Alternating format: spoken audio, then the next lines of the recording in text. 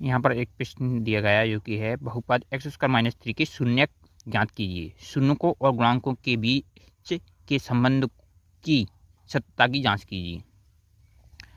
अब x² - 3 को हम कैसे लिख सकते हैं? x² - √3 पे स्क्वायर, √3 मल्टीप्लाई √3 3 के बराबर हो जाएगा। अब शून्यक क्या होते हैं हम जान लेते हैं। शून्यक वह मान होता है जिसमें x की वह मान जिसमें इसकी वैल्यू x दिए गए बहुपद की वैल्यू शून्य हो जाए। तो देखो x - √3 x + √3 कहाँ से आ गया? a² - b² बराबर a - b a + b से।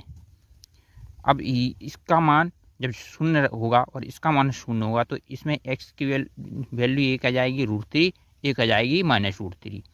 अब योग क्या होता है? शून्य को गुणांकों के बीच हमें संबंध देखना है। तो योग जो होता है वो क्या होता है?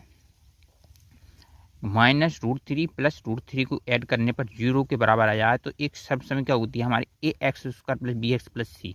तो उसमें -b/a योग होता है और गुणनफल होता है √3। देखो यहाँ पर √3 -√3 × √3 बराबर कितना हो जाएगा? -3 c/a होता है।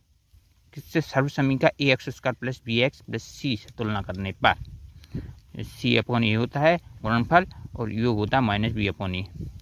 तो यहाँ पर देखो v तो दिया ही नहीं है, ax² + bx + c तो इसमें शून्य दिया गया है और a जो है 1 है तो वो तो शून्य हो ही जाएगा।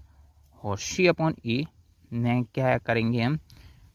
c जो होती है अचर राशि होती है तो -3 दिया है और a जो होता है वो ax मतलब x² का गुणांक होता है तो वो 1 है तो -3 आएगा। इस तरीके से हमने इसके शून्य निकालते हैं।